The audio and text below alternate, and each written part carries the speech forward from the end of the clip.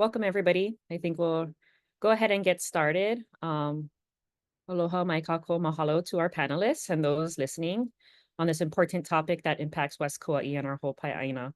My name is Nikki Crispal from the island of Kauai, and I'll be moderating the panel. Just a little bit of an overview of what this panel is about. In August 2024, the United States Navy released a draft environmental assessment, or an EA. The EA is intended to assess potential environmental impacts of conducting an increased number of land-based trainings at the Pacific Missile Range Facility, or PMRF, at Nohili, Kauai, and an increase in bomb trainings on Kaʻula Island, an island 20 nautical miles southwest of Kauai and Niihau. Contrary to the findings in the Navy's draft EA, our panelists will talk about the significant impacts to wildlife, Native Hawaiian traditional and cultural practices, and the health and well-being of the ʻāina and her people. The intent of this panel is not to be the leaders or experts on these issues, but to spark ongoing conversations about what's happening and to encourage our community members to do what they can to malama Kaʻula. Please drop any questions that you have in the chat box, and if we have time at the end, we'll have a Q&A. So I'm just gonna go ahead and have each panelist introduce themselves and their connection to Kaʻula. And I'll go ahead and start, let's see here. We can go ahead and start with Lei.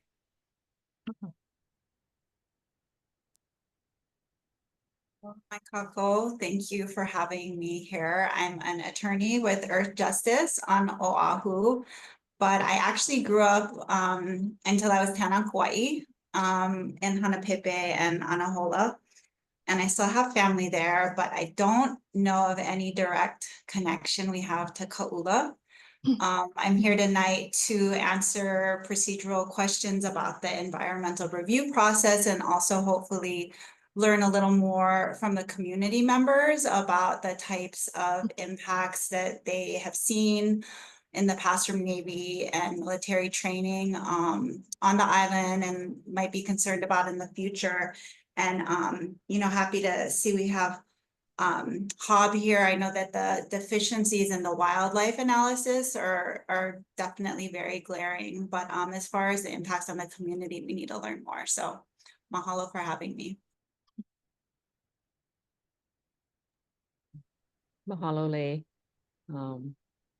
And we have Manawaiakea Cummings.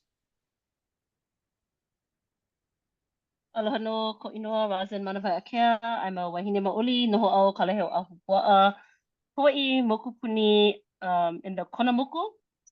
I'm here to palekana Kaʻula, to protect Kaʻula. I am a Manalomi practitioner, mo'omehu, a dedicated po'e kokua advocate for the vitality of Hawaii, ola Hawaii, ho'o'ilina pele hiaka. So my connection will be tied to the mo'olelo that I'm going to share, and I'm going to intricate the importance of our cultural practices. Mahalo. Mahalo. Hob. Aloha. My name is Hob Osterlin. I'm the founder of the Kauai Albatross Network.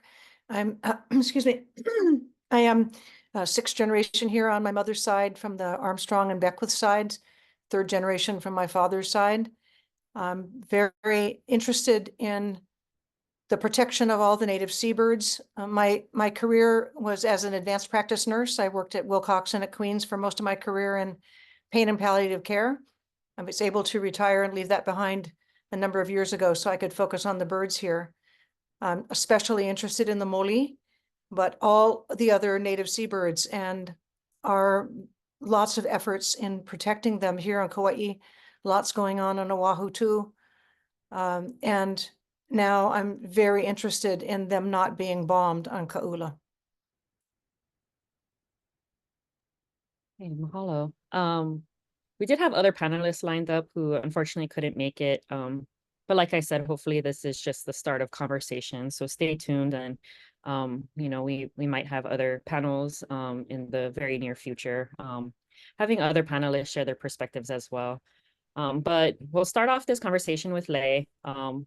Lei, if you could please summarize the increase of activity the Navy is proposing on the west side of Kauai and Kaʻula Island. So The main activities that they do and that they're gonna expand on the island are gunnery exercises. So basically shooting rockets and guns from helicopters and aircraft onto the island to hit, target practice. And that right now, over the past 5 years, the most amount of times they've ever done that in 1 year is 14 times. And the proposed increase is 24. So given that the way they're calculating it, it's a little, I don't want to say dishonest, but it's not very transparent because they're just looking at not the average of the past 5 years, but the highest. So they're going from the highest 14 and they're adding another 10 days of activities, which are these shooting from the airplanes. And then the actual bombing events are going to increase right now from the past 5-year maximum of 12 to 31. So that is also a really significant increase. And, they don't use live bombs anymore on the island. When they started bombing it in around 1952, at that time they did use live ordinance, and our understanding it, it's still polluting the island. There's still unexploded ordinance. Nobody's gone in and done any cleanup because they continue to use it in this way. So we're looking at a doubling, of these activities or more. And it's not really clear, when they say if it's an activity, it can be more than 1 day. The bombing, it looks like the bombing will just be like one bomb at a time, but the events where they go in and they shoot as target practice is unclear, if that would just be like 1 day, or if it would be a multi-day event. So again, as far as, restrictions around the area for fishermen, I mean, that's something that I would like to learn more about. I'm not really familiar with how the live training activities affect, access in the oceans around, and how much, this dramatic increase is going to restrict access. For Levaya. And yes, that would be nice. I see in the chat if someone could speak to that and let us know about how that'll affect people who use the ocean over there. Mahalo, Lei. Yeah, we'll check on that. But as we check on that, we do know that Kaʻula is an island with a lot of historical and cultural significance. And so Wākea, if you could please share just a little bit more about Kaʻula's significance. So I see that a lot of people posted that Papa and Wākea has Kaʻula, which is the 7th child. So what I want to do with everyone is to kind of bring in Olelo Hawaii or Olelo Kupuna. So Ho'olana Ke'ike is to introduce, reintroduce, and be introduced. And the objective is to malama, to feed the light of knowledge that each and every one of us share and care about regarding Kaʻula. So for every Kanaka individual to lead the way collectively in unification and in numbers, please, olu. And to ho'opupu, to have that power of suggestion to change the narratives. So what are the issues that we are facing and why it's important for them to know our significance to this space called Kaʻula, that's within Lahui Hawaii in this nation, and then our mo'ome'ehu cultural practices and what are the significance. So it's kind of leading back to what I know about the Kapa'akai analysis and how we approach fighting development related to the EIS. So what I want everyone to think about is what are the scope of resources, what can we teach or what can we share, and how is this going to be impacted? How are our kuleana going to be impacted, and our kulana, our roles? So, and what are you going to do? So asking the agencies and the community within this scope and this analysis is asking the federal government, the state agencies, and the county, what are you going to do and what can we do? Okay, so as far as the framework for our cultural practices, so there is mo'olelo about Kuhai Moana, and he is the son of Kuvaha'ilo along with Pele. And so I want you guys to think about the importance of who Pele is, what her kinohalau is, and who this significance of Kuwaha'ilo, right? What does he represent? So in 2019, Mike Lee, I want to pay reverence to him.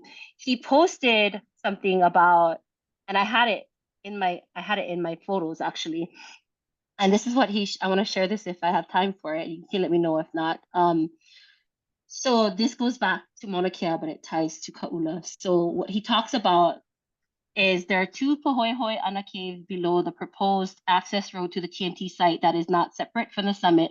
This complex of sacred underground space shaped like the two distinct nostrils of a human nose that weaves a path. And then you have to see the illustration in the Kumulipo called Va Kahi, one, the man, the narrow stream on its journey to create limu or seaweed for Hawaiian cultural resources, which pertains to our fisheries. This cave continues to Pu'u Mo'ano, where Pele Ohana gets involved at this juncture. Tutupele gives birth from her Naupi'o relationship to her shark godfather, the man-eating shark called Kuwaha'ilo, and begets a son, a shark god, the largest god shark of them all, called Kuhai Moana, who lived at Kaʻula Islet near Niihau. So Kuhai Moana leaves the Islet of Kaʻula and moves to Haumakua, where he remains on the certain Pokane nights. He swims from the sea using the underground Pohoehoe Ana lava cave system to journey to the top of Mauna Kea in the form of a man and goes where the sacred underground, there's an underground waterfall at this site. So going to this next insert that I had back in 2019, Kele Maila o Kaʻula Ike Kai'e, and I seen that it was shared. So within this knowledge expressed in eloquently poetry, Kele Maila is the famed hologroves of Naue and Ha'ena, Kauai, with the famed hologroves of Puna, Hawaii, through Pele and Hiaka. It begins in the far west at Niihau and Kaʻula, extending to the far east of Puna, Hawaii, with Me Kilauea.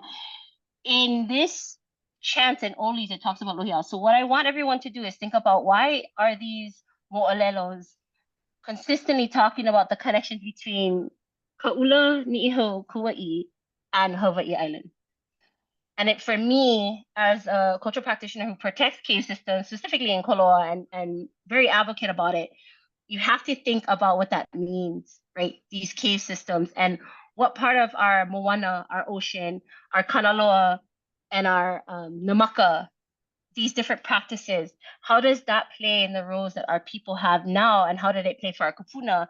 And being manava from the past and the present to the future, what can we do? So I can go on, but I'll give some space for others to talk.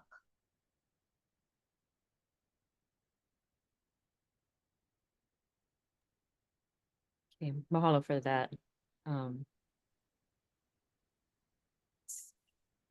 I did want to turn it over to Hob, and Hob, if you could just please share just about your knowledge about the ecological significance of the wildlife on Kaʻula, particularly about the seabirds. Sure. You know, I want you to focus on Ala Moana Beach Park and Magic Island, how big that is. It's 115 acres or so. That's about the size of Kaʻula, where according to DLNR, there have been as many as 100,000 seabirds. So if you just imagine Ala Moana Beach Park on Oahu and think about 100,000 seabirds being there, you can imagine what a flurry of amazing activity and conversation goes on there. So our native seabirds, all of the native birds here, the forest birds, the wetland birds, all of them face tremendous challenges. The seabirds here, most people are familiar with Eva, of course, and the or the booby and the moli. We have here in the North Shore of Kauai, we have the only place in the world where any species of albatross nests among people. And I can tell you for following them for all these years that they face so many threats, many of which are from predators, and the predators that humans brought. So pigs, dogs, feral cats have become the worst of them. Rats and mice can be too. Big problems for them. This year we had tied for first place in the last 10 years, our best, what we call reproductive success in the last 10 years, meaning how many eggs that were laid resulted in fledged chicks. So it was about 57%, which is very good for a seabird colony. And we can attribute almost all of it to better predator control, fences, hunting, trapping, whatever we can do to keep the birds safe. And I can tell you, all they want to do is to be able to raise their babies in peace and then go. The mole are here for about 7 months of the year, from November to July, more like 8 months, raising their babies. So it's any place that they're safe from all the human-caused predators is a wonder. Even if it's small, like Kaʻula is, even if it's small, like Lehua is. Once we got rid of the rats at Lehua, it made it possible. So I'm not speaking of just mole, of course. I'm talking about 3 species of boobies. We're talking about sooty terns. We're talking about even the possibility and likelihood of 1 or even 2 of the endangered species that nest nearby at Lehua. So it's one of the very few safe places for them. They are already dealing with the acidification of the ocean, with a decrease in food in the ocean, with the plastics. We see chicks die from plastic consumption every year. The least we could do, to me, since we have people who care, if you have elevated bluffs like Kaʻula has, because as you know, Midway Island, their mothership is going to go underwater in the not too distant future. So this is Kauai and its surrounding islands are really their Noah's Ark, because number one, we don't have any mongoose here, so it's easier to keep them safe. If we can control the predators, give them some elevated bluff, and we give them some people who care, like yourselves, it can make all the difference for their recovery here, as well as a Noah's Ark for them to go to when Midway becomes impossible to nest at. So it's hugely significant. It matters a lot. There's got to be an alternative to dropping bombs on them. There really does. Even though they don't explode, a 500-pound bomb-shaped object made of concrete and steel, imagine what that would do to your roof if dropped from an airplane. The other thing I want to say about their estimate in their environmental assessment is they say that the birds haven't been disturbed very much. They just fly away and come back. And what I want to say about that, 2 things. One is, a lot of the birds are there just to nest. Albatross only come to land for the purpose of reuniting with their mates and raising their babies. So they're there to nest, which means that for 6 months, they have a chick who can't fly, who's left alone out in the open for most of that time. So none of the babies can fly away if these bombs drop. Not only can the bombs drop on them, but if they're startled out of their minds, they don't have any place to go. It's not like they'll jump off the cliff, fly around for a few miles and come back. So we have to remember this is a nesting colony for all the species of seabird that come there, all of which have a single baby, always only one, and those babies are unable to get away from this ordinance. The other thing is that, let's say it's just an egg that the parents are sitting on. When they startle, they often will break their eggs by stepping on them. They'll jump up and be very scared and step on it and break the egg. Or if they're on a little chick that they're incubating to keep warm or to keep out of the sun, by the time when they fly away, maybe they come back a couple of days later, that chick may be dead from exposure. So we see a hugely significant decrease in the population of some of those counts. Oh, there's Presley. Hi, Presley. Haha. Presley and I lived across the street from each other in Honolulu back when we were kids. Yeah, Press. Drinking beer in the carport and holding Lay in your lap. Anyway, I can't imagine that there's anything that would be good about these ordinance exercises for the birds. One of the sooty tern count back in the 70s was something like 67,000. And the next time they counted them, 2 decades later, it was 200. So why such a huge difference? Why such a huge drop? Black-footed albatross, 100 in the count back in the 1980s or so. Then it went down to 10, and the last count was 3. So there's not a good reason for these birds to be disappearing from a home island, especially those birds. All those birds are the quintessential Hawaiians, meaning they're master navigators. They can find their way to their home and they know where their place is. And if their place is Kaʻula, that's where they're going to keep coming back to, no matter what's happened there.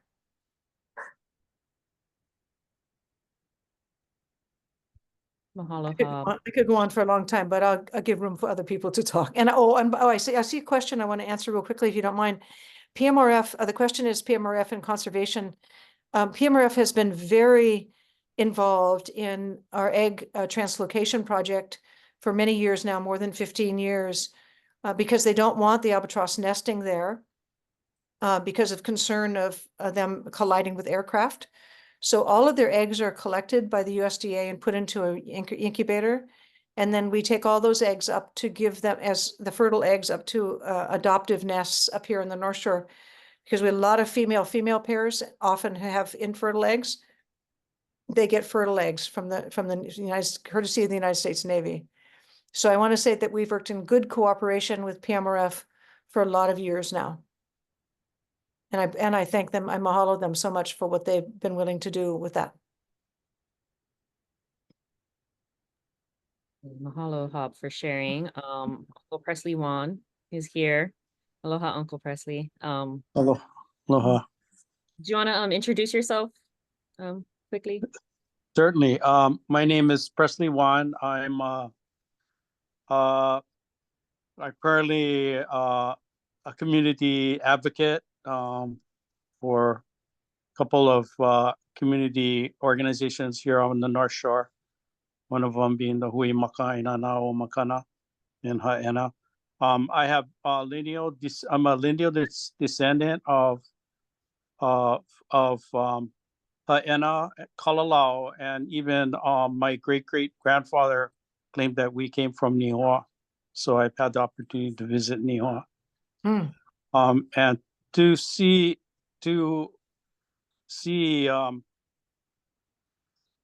how things should be, when you go up to Papa and Wākea and get to see how things should be, if we just let the environment thrive. And I'm just baffled by this request to start bombing Kaʻula again. It's just like bombing the Hawaiians, really. It's bombing a culture.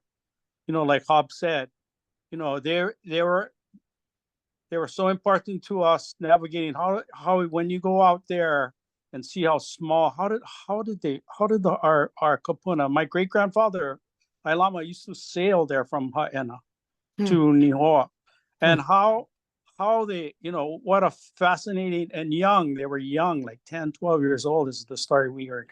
But they, the birds were so important. They were our to the Hawaiian culture and to any seafaring culture. They showed us where the fish were. There are fish finders. There are GPS. They knew when you could see them, even when you're far away from land, you can see the migratory birds where where your bearings were. There are GPS. Yeah. And then when you started getting closer to land, then you start in the evenings, then you see them, you're getting close to land. So it just baffles me that, again, to have this request, I just can't see it. And to me, why don't you just bring back the muskets then? It's the same thing. It's and this baffles me in this day and age, that why would it be it's just so obsolete to bomb. And so yeah, I'm just baffled. Yeah. Thank you. And so Uncle Press, before you hopped on, we were just talking about the cultural and historical significance of Kaʻula Island, and we're just wondering if you had anything to say about the historical and cultural significance about Kaʻula. I think I kind of just explained my connection to because my grandfather, famous sailor in Hawaiian, in fact, and it's just that you know, that for Papa Hanaumu Wākea, Nihau, and Kaʻula and Lehua, all were very important. Again, they were the nesting places for our seabirds, and again, that's the connection I see, and I can't really elaborate. I don't know too much about Kaʻula, but I do know about Nihoa, and they're similar. They're in the same realm. Mhm. So, yeah, thank you. I'm gonna go back to Mana Wākea. Mana Wākea, if you wanted to expand a little bit more about, you know, what you were sharing earlier about the historical and cultural significance and those cultural practices.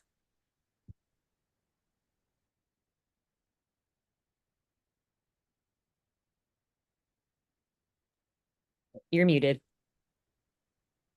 Kalamai. So what everyone mentioned about the manu is very important because a factor of vai comes in, yeah. So we have to think about freshwater source. And I believe that not many of our people in Kauai, I come from the west side of Kauai. I'm a Malama from that side. I grew up in Niualolo, and we grew up with fishing practices. The thing is that Kaʻula, Niho, the navigational patterns and this is why I wanted one of the Lawai'a, who is my classmate, to come on, because he actually goes out there. He's probably I talked to a lot of Lawai'a, a couple of them last night, Ohana members, and he's the main one that everyone said that he actually goes out. He's probably the most frequent Lawai'a that goes out there, and he actually taught my oldest son how to fish. But going back to the vai, I'm concerned because not a lot of many people, especially coming from West Kauai, we have to understand the context. A lot of people on that side of the island work for PMRF.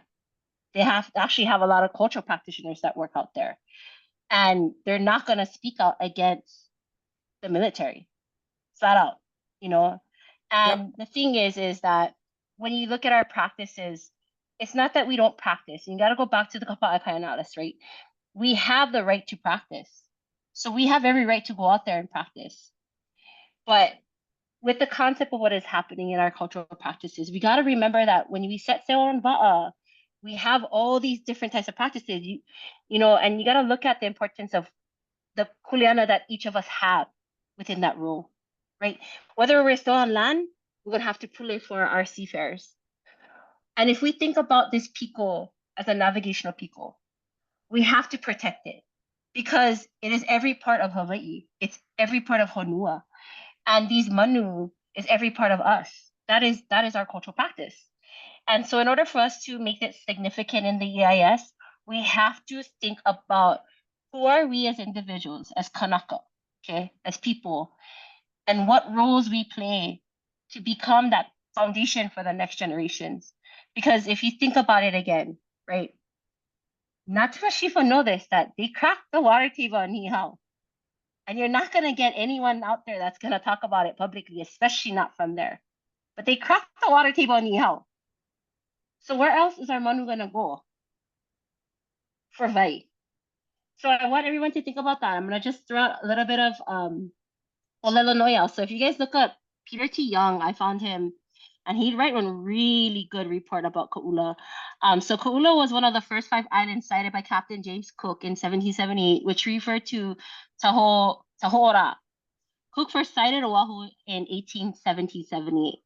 So they talk about this person named Clement, and he says, we saw 5 of them, whose names as given by the natives are Wa Ho'o Oahu, Atorae, Kauai, One'e He'o, Nihau, Ore Hoa, Lehua, and To'ora, Kaʻula. I named the whole group the Sandwich Islands in honor of the Earl of Sandwich. Kaʻula is 0.7 miles long, about 540 feet high, has an area of about 130 acres, about the size of Ala Moana. So I'm glad that you mentioned that. Around 100,000 seabirds of 18 different species nest on Kaʻula and they start naming all the different manu. olelo no'eau. So there's multiple olelo no'eau. So you have one that talks about the birds. So ahe no kamanu o Kaʻula, he la ino. When the birds of Kaʻula appear wild, it denotes a stormy day. So that tells me that they're exactly what Uncle Presley said. They're talking about how they utilize the birds to navigate, right? And then there's another one called Haika, Kaʻula, Ika, Ho'oke, Ana, Manu. There isn't room enough on the island of Kaʻula for the birds are crowding. So what that's talking about is the abundance of the Manu.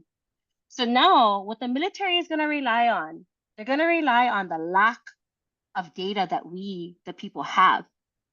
So what we need to do is draw on these resources to gather data, but we don't have to do it. Because guess what? In law, the government has to collect the data. That's their job. Not our job, their job. They gotta tell us what is out there.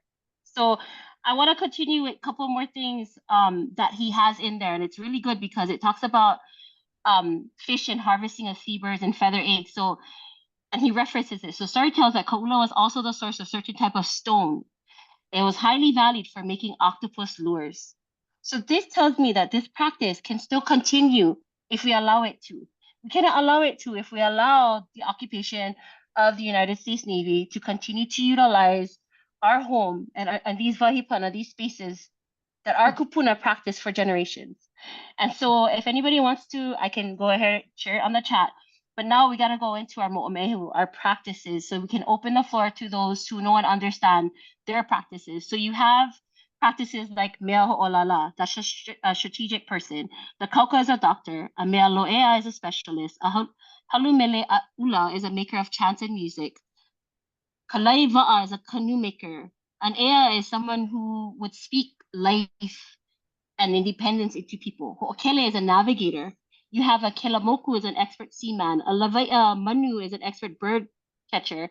A kaʻua is a war strategic. A papa po'o is a commander-in-chief. A lave iwi, one who takes care of the iwi. A lavaia kolau is an expert in catching fish, the one that throws net. A lavaia specializes in fishing. Upena hana is an expert in net making. Kuke'e vana'au is an expert storyteller. Halekukulu is an expert house builder. And there's all these different practices. Another one is kahuna kilo lani, which is an astronomer. Kahuna kilo. So another very detrimental part of our practice is kilo. How can we know about something when we cannot kilo it? So, and I'm hoping that this kahea goes out to all of you that are listening. And I hope that some of the lavai are in here to share their mana'o. Mahalo.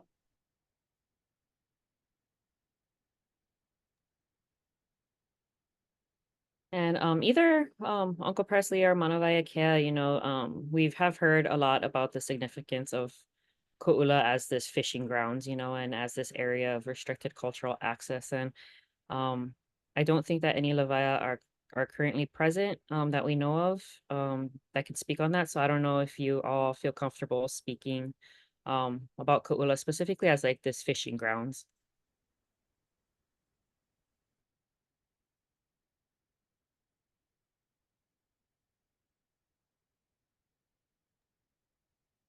I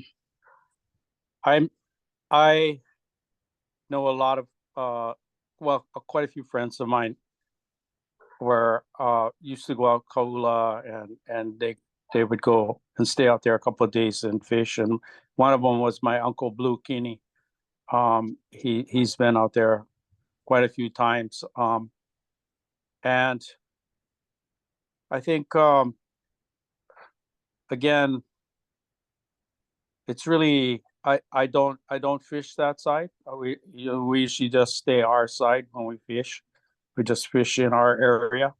So I'm not too familiar with the particular practices, but I know like people like Dennis Iguchi, who's would be another one that would be somebody to get their mana'o that actually fish that side. And there's a couple other names, and I just apologize. This I didn't have time to contact any of them to get their mana'o too.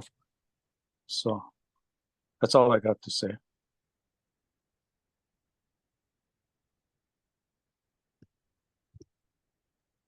I have a question, Nikki, if I may. Yeah, of course. Elena Ala, you know, I'm so glad to hear about quoting Peter T. Young and what he said, what he had to say about Kaʻula, and he recounts the history of how it got into the U.S. Navy, kuleana, and at the very end, the comment he makes at the very end is that it's still up in the air about whether it belongs to Hawaii or belongs to the U.S. Navy.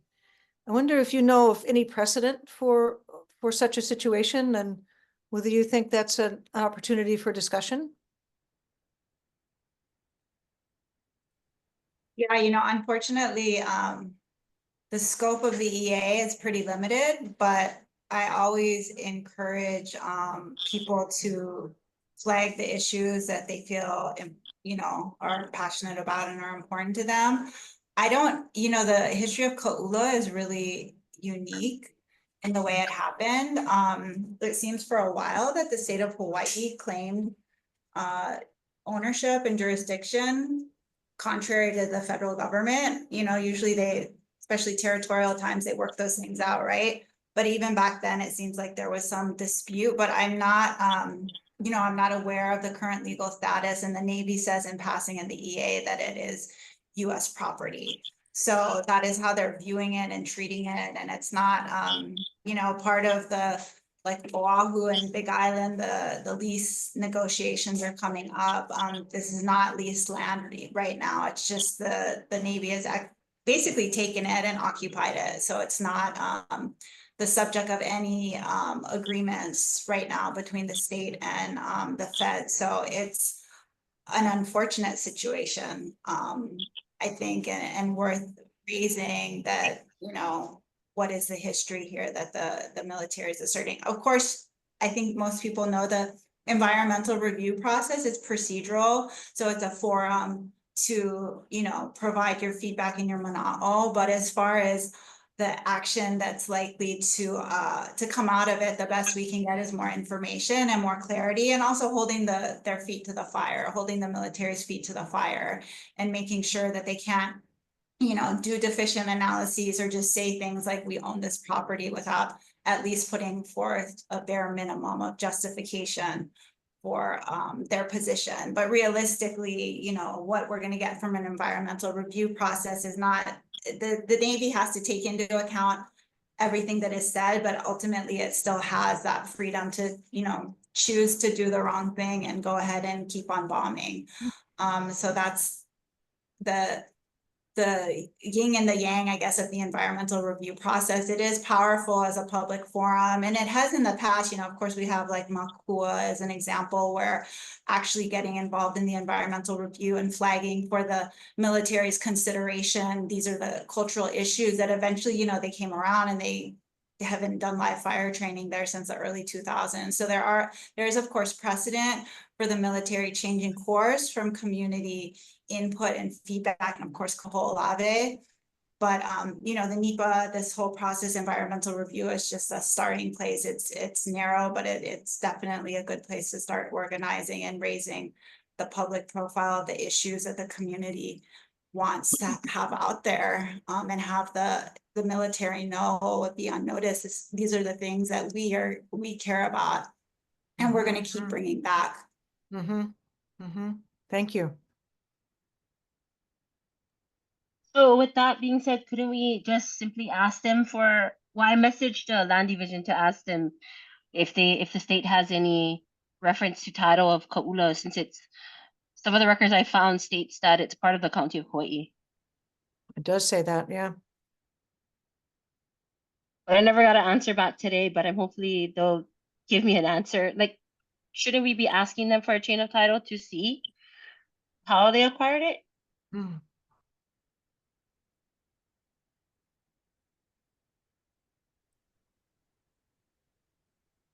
That's a fair request.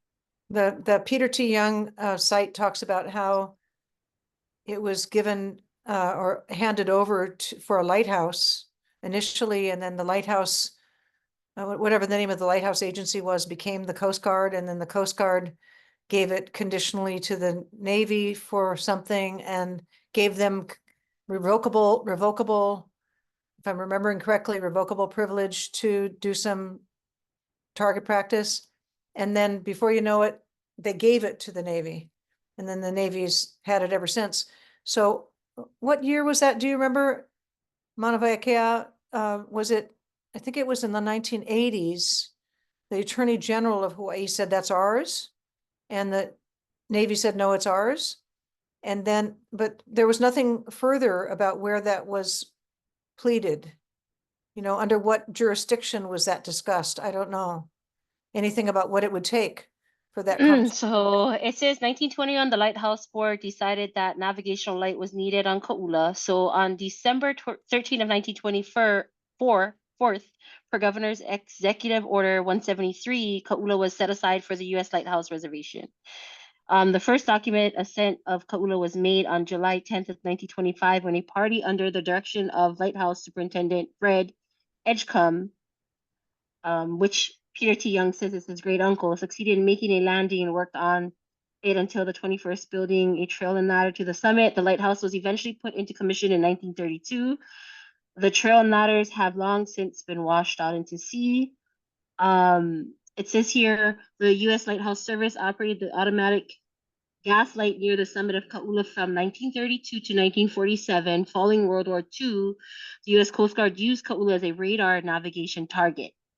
The U.S. Coast Guard's successor to the Lighthouse Service, a revocable permit to Navy in September 9th of 1952 to use 10 acres on the southeastern tip of the island as a live fire air-to-surface and surface-to-surface practice range.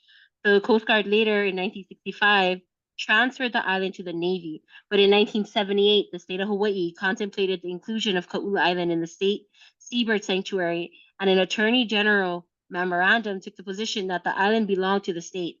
In part, it noted that since it was no longer being used for lighthouse purposes, the set-aside in the Governor's Executive Order number 173 should be canceled by appropriate documentation, which means that we could actually go after the state for not upholding this.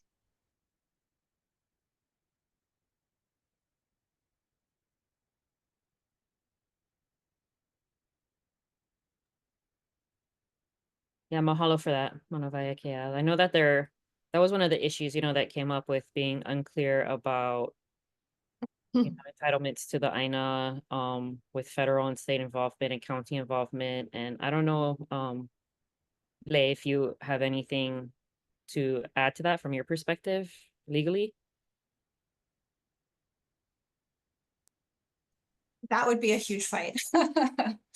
Yeah, no, I don't have anything to add legally. I'm not familiar with, the exact chain of title or the position that the state took, and how that would play out. I'd have to look into that.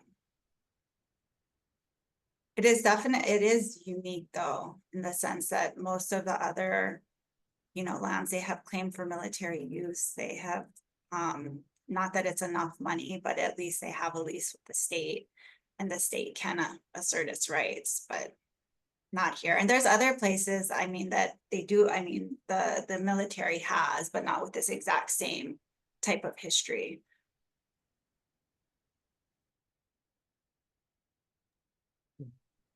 Yeah, so that is one thing that we'll look more into as a form of action. And we might have some people present here that can speak more from a Lawai'a perspective about the significance of Kaʻula as a fishing grounds. We'll see if they're available to speak, but for now,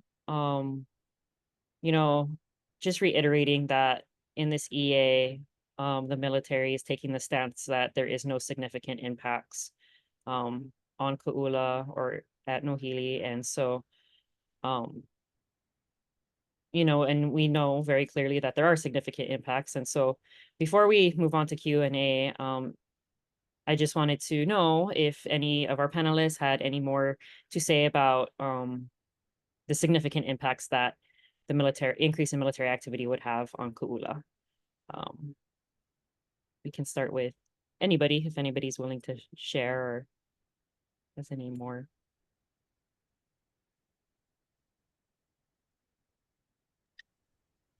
if anyone has knowledge of cultural sites, and the history of the island for use by Native Hawaiians, that would be, something to raise that they have not really analyzed in the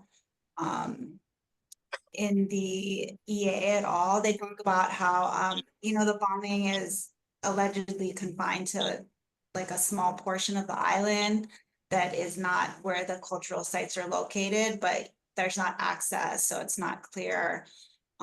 So if anyone has specific information about cultural sites on the island, or even, not having seen them, but just, oral knowledge, passed down stories, anything they can share about the cultural sites that might be there. The cultural analysis is pretty deficient. Again, that whole problem where there's not information, so they're saying there's no impacts.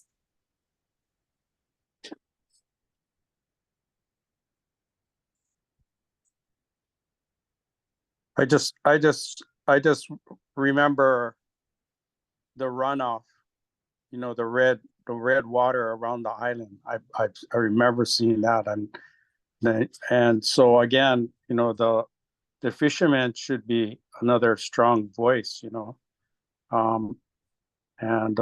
I know it takes courage to bring these kind of issues that are hard, especially when it has that potential of dividing the community, or you have a chance of losing friends and stuff. But I just think that I just remember seeing how dirty the water would get, almost like Kaʻula, and so I just can't see any good coming out of this.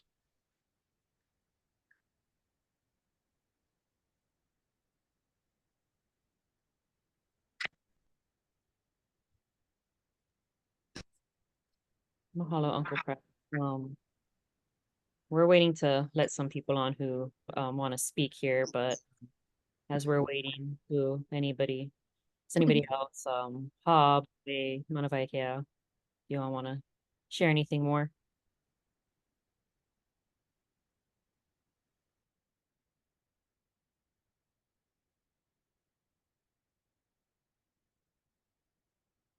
I just want to say that I work so closely with the seabirds here. It's part of my everyday ohana here, and I want to say how much they need us to be their voices. We're all seeing what's happened as our forest birds disappear. And we still have a chance with our seabirds. We still have a chance to give them some safe habitat, to give them the support that they need to live their very innocent lives. And I hope that everyone will join us to do that. They're absolutely extraordinary beings, especially watching the mole and how they're very, very bright birds. They're very wise, and they have a lot. We have a lot to learn from them and the way they live. So I just want to say, whatever we can do to protect them, whatever we can do to provide sustenance and support for them, I hope everybody who's watching will join us to do that.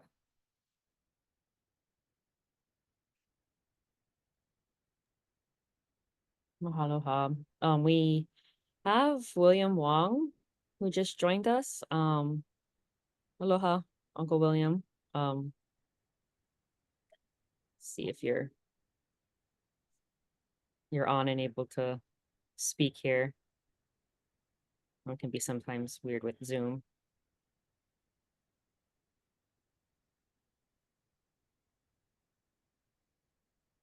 But Uncle William, if you can hear me, we were just wanting to know more about the significance of Kaʻula, specifically from that Lawai'a perspective, and the significance of Kaʻula as a fishing grounds.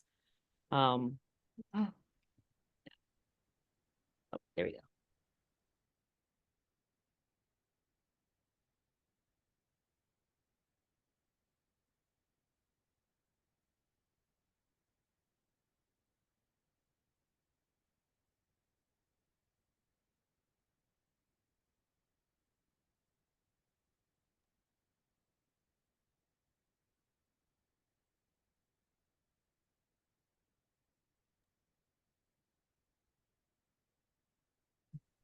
we can wait for Uncle William.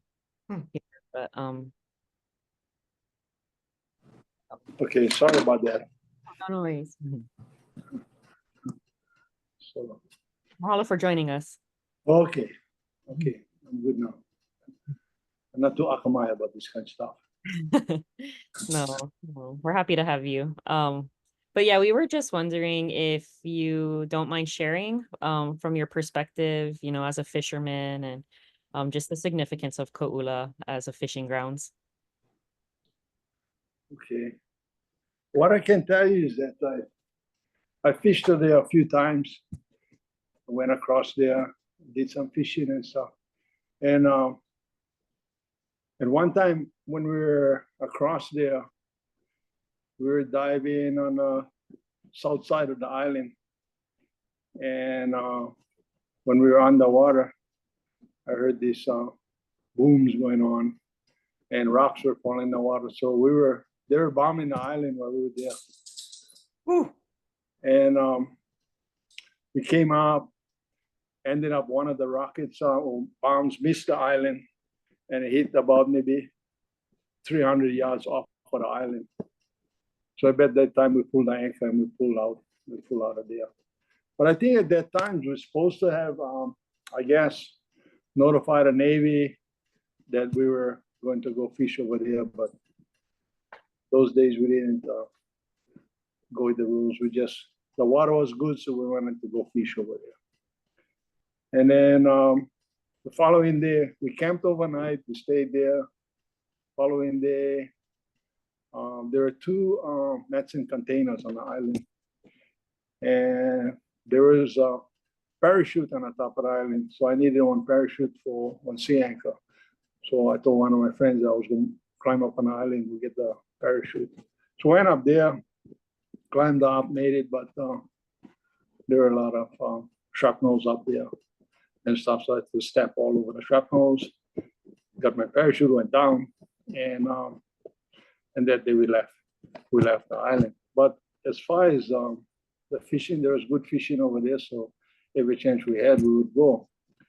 But I think the Navy wants to bomb the island. I'm against it, because there's a lot of birds and stuff. And I was on the island too, a lot of birds. You get all the fish, you get a seal. They talk about protecting all those things.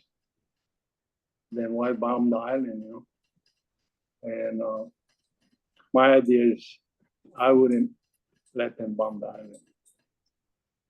Leave it for the fishermen and the birds and even the fish in the ocean. When the bomb hit the ocean, still disturb all the fish. So anyway, that's my story about Kaʻula.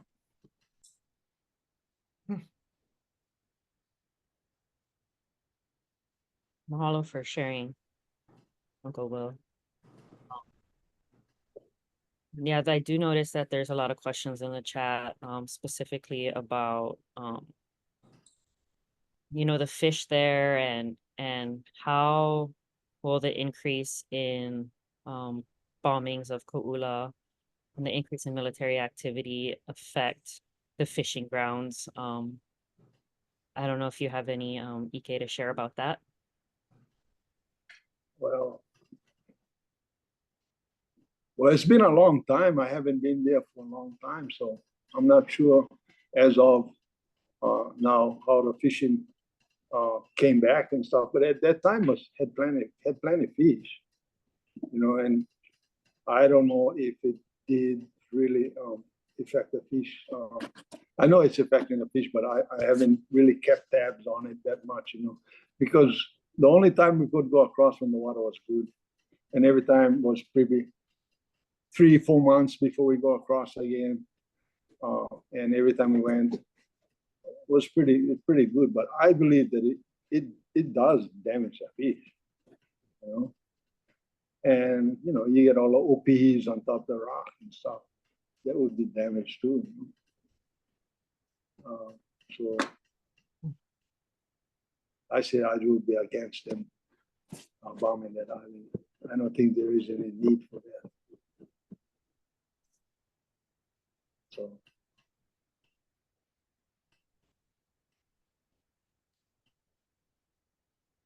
Just opening it up to any of the other panelists if they want to respond to anything Uncle William shared, or if you all have anything to share about how the increase in military bombings are going to impact Kaʻula in any way.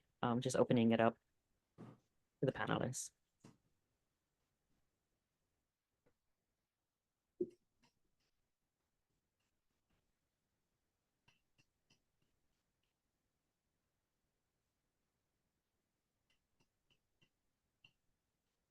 William, your story is valuable if you want to share it, because you know, one mitigation safety protocols that they have in EA, that is what they're relying on to say it's less than significant impacts, is they said they do a visual survey of the area before they drop bombs. But apparently if that happened to you, it's not 100% safe. You know, they don't have 100% success rate making sure the area is clear. So I think that the fact that they just assume they have 100% success rate in visually identifying people, and also that's how they look for marine mammals, for whales, for monk seals. It's all visual survey. That's what they're relying on to make sure the area is safe, both for the wildlife and for people who might be in the area. So that's clearly not sufficient. I mean, it was a while ago. Hopefully the technology is improved, but I still think they should have some you know, some analysis of why just a visual survey is enough, especially when you're doing you know, for seals, they're pretty hard to spot. Sometimes even on the beach, it looks like logs. So whether or not that's such a good way to do things, you know, I think that's open for comment and something that can be raised if people are concerned about that. You know, I want to remind everybody that the deadline for sending in comments is Monday at 11:59 p.m. So any way that you can make comments on is the link to the site on the chat? Yeah, the link is dropped in the chat. Okay, the link's on the chat, and so you can send your comments in. They say they're going to listen to comments that specifically address the EA and any deficiencies or anything that we disagree with. So there's a sample actually on the, if you got the flyer from HAPA, there's a sample letter on that one, a sample comment to PMRF. So that's a good guideline. It's got a lot of good information in it. We have Uncle Mike here. Uncle Mike, did you want to share? Yeah, aloha everyone. My name's Mike Nakachi. I'm coming to y'all from Moko Keawe from the Ahupua of Waikoloa. I really appreciated Uncle William's perspective, and good to see Presley, Lei, and Hab on the call as well. Just a little bit, we are, my lineage comes from primarily Maui, but we have Moku Auhau that goes back in time immemorial, and our lineage is primarily that of Kahu Mano, and we do a lot of things here. We are avid divers, also rebreathers, and cultural practitioners, utilizing a lot of this technology to do unusual kilo as kahu mano. We have done things to follow all the mo'olelo of Kamohoali'i here on our moku, and part of that adventure and that huaka'i, we went to Kaʻula last July.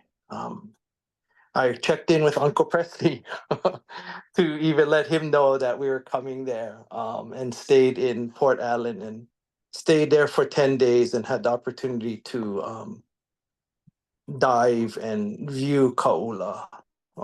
We were there from July 1st to July 9th of last year. And I had never been there, and it was under the advisement of my father, who has since passed in 2020, that he advised us to eventually go there.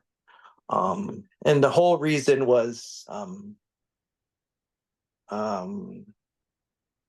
we needed to offer ho'okupu at the sea cave of the home of Kuhai Moana there. And what I like Uncle William, I would adamantly object to any more bombing of Kaʻula. Is for those of you that may have not done that journey, we checked in with the Robinson Ohana, we dove Lehua, we dove around Ni'ihau, we went to the south point of Ni'ihau. And that journey across and beyond Kaʻula to 5 Fathom Pinnacle and other areas around Kaʻula are very challenging at most. The kai can get very rough and the currents can get very strong there. But as you approach Kaʻula, especially on the side that is the southern facing side, as you're approaching from southeast, approaching to the northwest, the island has a very large population of spinner dolphin that are in that cove there. The area that they're claiming to bomb, just for everyone on the call, we all need to be ma'a and maka'ala of what's happening. If you drop a 500-pound bomb in the water, like it did to Uncle William, I'm amazed that he still can hear, because sound travels 4 to 5 times as fast in water. And even the sound of a crack, even a dead bomb, dropping something that big would affect a lot of things. The other huge thing is that the amount of monk seals that live there and in the home of Kuhai Moana is spectacular. Turtles, honu. We specifically went for mano, and there is mano there, but the fish life were thriving. We have amazing imagery and things that we would happily share with anyone here on the call and on this forum. I apologize. My son said, "Dad, jump on this." He's traveling off to New York to go for another convention there. So we would happily be involved. We will write our comments, Hob, and encourage others on the call. It is a special wahipana, and as Sister so eloquently put earlier, the mo'olelo that talks about caves and networks and pathways and that space of the deities of Mano Akua need to be honored in their highest forms, and we don't need to be desecrating these sites anymore. The Navy has enough technology. They don't need to be doing these things. I really feel that the state, and as it says, the Navy does not do any kapa'akai o ʻāina analysis, as she also said. So we have a lot of artillery that we can use. It's up to them to do the right job. I know it's a draft EA, but I think we all need to intervene in some way, shape, or form and object to the Navy using Kaʻula as a bombing range anymore. So thank you for your time. Appreciate that. Thank you, Mike. So brilliant. Thank you. Oh, Uncle, you guys can hear me? William. As far as he was saying that, the bomb hit the water, and surprising that my hearing is still good. When the bomb had hit the water, we was already on the boat.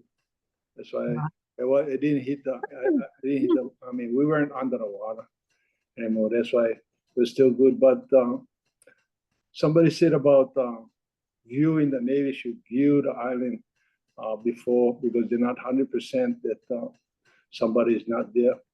if you go to Kaʻula, on the south side of Kaʻula, there's a big cliff, big like cave, and the cave is like an underwater cave that go way in the back. Well, we were parked right against the cliff, so in no way they could see us, you know, because the drop off is so steep. When you it's like 40 feet away from the shore, 60 feet away from the shore. It always dropped about 150 feet, you know, so it's like infinity on one side of the island. And then on the other side, it's almost like Lihoa, it's sort of like one bay on the other side of the island, you know, and that's the east side, kind of the rougher side, yeah. But yeah, I think a lot of people who wants to go against this, if they have any chance, they should visit that island. If they have a chance to visit that island and see really what's happening on that island, you know. I always tell people when they ask me, hey bro, where's one spectacular place for dive? I tell them, if you like spectacular diving, I never dive in a more spectacular place than Kaʻula. The place is so amazing. I mean, one side is like 20, 30 feet. You turn your back and it's infinity. It just drops right off the side. And the fish, you see big onos, mai-mais, tunas, big tiger sharks. And the baby sharks are like mosquitoes around you. You know, there's so much sharks over there. But it's, you know, really high adrenaline kind of stuff. So I always tell, you guys want to dive high adrenaline, spectacular, go Kaʻula. And I hope that they don't bomb that island so people can be able to go and see what's there, you know. And I wish more people could go across there. And if we're fighting against this Navy bombing, then like Uncle said, they went across there and they see, it's good to bring people across there and look at it and see what's really going on. And jump on and take one tank, go down and jump on and swim around that island to see for yourself what's going on. Anyway, I don't know. I thought I'd blurt that out.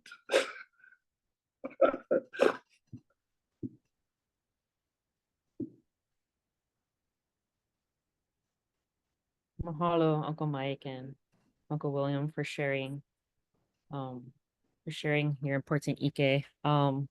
Looking here in the chat, I know Auntie Hope Kalai, she just dropped something, or I guess this isn't in the chat, this is Q&A, but maybe we can drop that into the chat for everyone. But this is a link to George Balaz's testimony, and it looks like there's some really good information here on this website involving Kaʻula Island, and that would be a good resource for people to look at for more information. Let's see here, looking at the chat. Wayne and Kirsten, is there any questions that you fielded or anything that is important to say before wrapping up? I know we have about 15 minutes.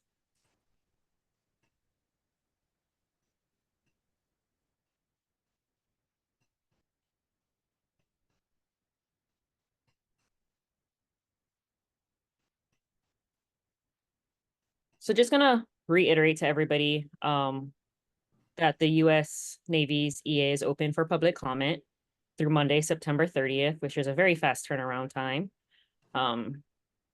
The Navy did hold a public hearing last week, but it wasn't really widely advertised and it was really poorly attended. And to my knowledge, there was only one public meeting held. So even urging them to push back that deadline would be a good thing, and holding more community meetings to learn more about this EA might be a good thing to email them to do. But the EA can be found online at pmrf.kpgo.eis.com or at the Lehue and Waimea public libraries.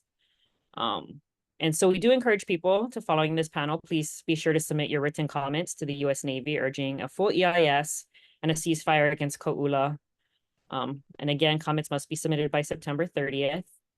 If you visit the website bit.ly/Kaʻula-DEA, there will be more information posted there. This recording of this panel, some talking points and action items that you can follow up with when communicating with the Navy. And there's also comments can be submitted using the comment form that's linked in the chat and in the comment section. This link will take you to the Sierra Club Hawaii website. And if you want, you can also submit your comments directly to the Navy by emailing pmrf-lbt-ea-comments@us.navy.mil. And so the U.S. Navy will review the EA comments from the public, take them into consideration, and determine if environmental impact statement is warranted. And we also encourage folks to organize in their communities, talk with their friends and their Ohana members, find others to submit comments, and just do their part to malama Kaʻula. And so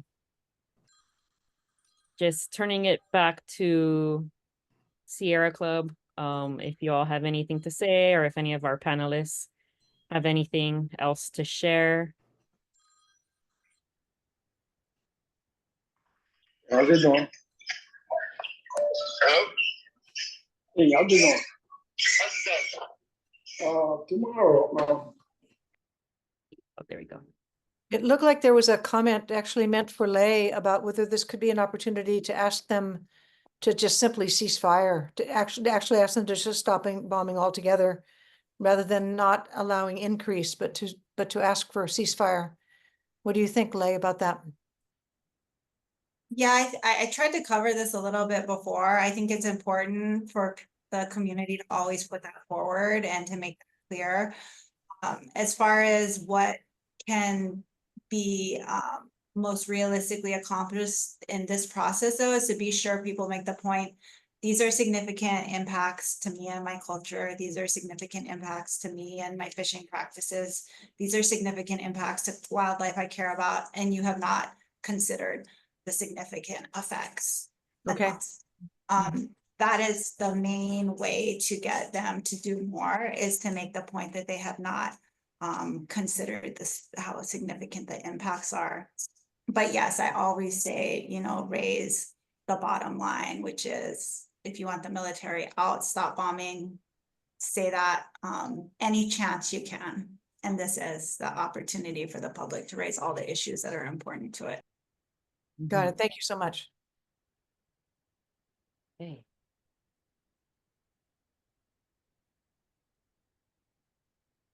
So quick question, Lei, before we leave. So my understanding on the federal level, isn't there like a constitutional law that the United States of America, being that our status as Hawaii, they're supposed to uphold the protection of our resources? Is that correct? Constitutionally, is that the question? Yes. As far as Kapaʻakai analysis, that's a state duty. No, I'm not. That's not, because I was at the CNHK meeting. Yeah, so I was in the 106 consultation, and my question Okay. to that attorney on a federal level was, if you're receiving federal money on a federal project, Yes. does that not mean that they have to uphold federal law? And his answer was yes. Oh, uphold federal law. Yes.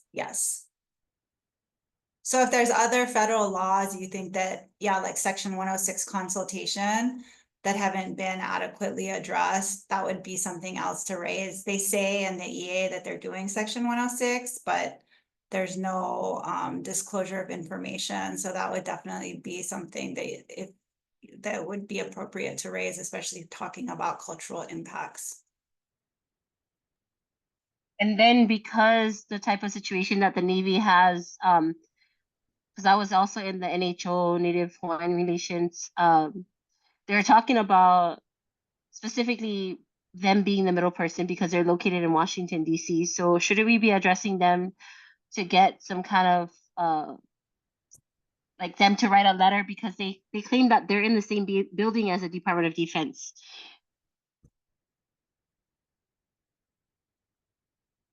As to who, sorry, is who else should be getting the So the information? DOI created, yeah, the Native Hawaiian Relations, and their job is to kind of be the middle person between Hawaiian communities here in Hawaii and the federal government, pretty much DC.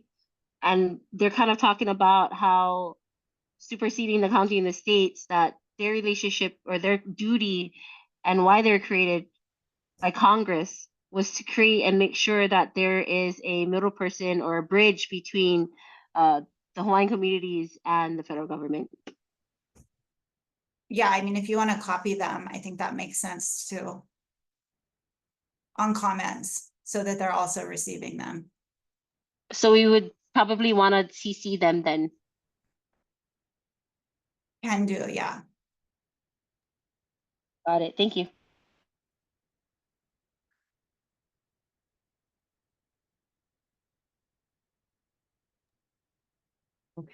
And just encouraging everybody to stay tuned with Sierra Club Hawaii, Kalahui Hawaii, Hapa, Earth Justice. Mahalo to all of those organizations for organizing this panel, but stay tuned with them because, you know, this is hopefully going to be the first conversations of many. As you've heard, there's a lot of complex issues here that need to be addressed in protecting Kaʻula and preventing further desecration. And mahalo again to our panelists, Pab, Lei, Mana Wākea, Uncle Press, Uncle William, Uncle Mike. And yes, please submit your comments. Mahalo. Ahui ho, malama pono.